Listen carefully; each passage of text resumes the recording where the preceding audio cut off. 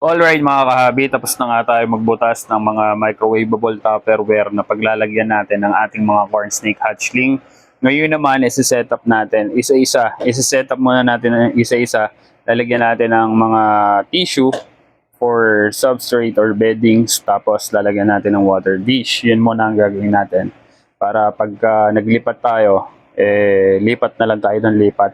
So, let's go. Let's go.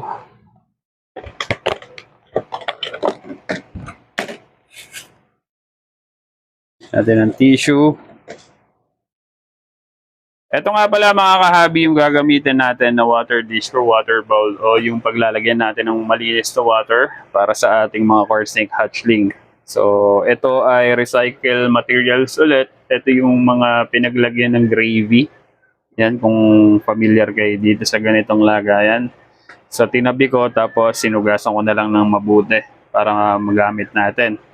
Ang problema lang 18 pieces lang ata itong mga to. So kulang pa tayo kasi 29 pieces lahat ng isi-setup natin na Tupperware para sa ating mga corn snake hatchling. So gagawan ko na lang ng paraan yung mga kulang natin na ganito na water dish.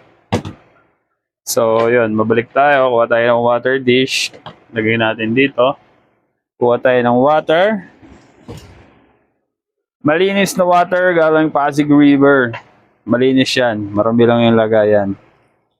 Hindi. Malinis yan. Hindi marumi yung lagayan. Lumot lang yan. What? So, one down.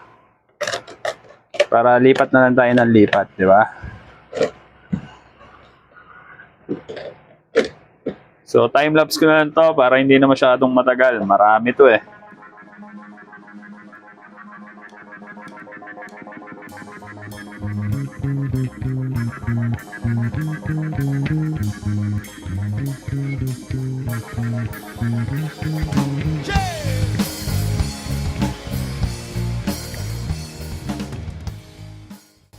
Alright mga kahabi.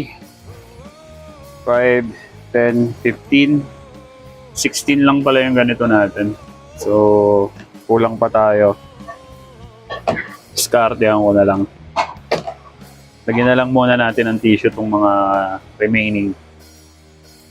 Reklamo ng reklamo sa hirap ng buhay dito. Kapwa Pilipino.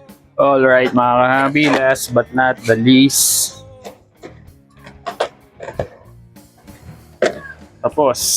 Tapos, kulang pa tayo ng 15 pieces na water dish para dito. Or mga 14 pieces, ganun. So, next natin na video, ililipat naman natin yung ating mga corn snake hatchling dito. Sa tindahan sa tapat, magpalit ka na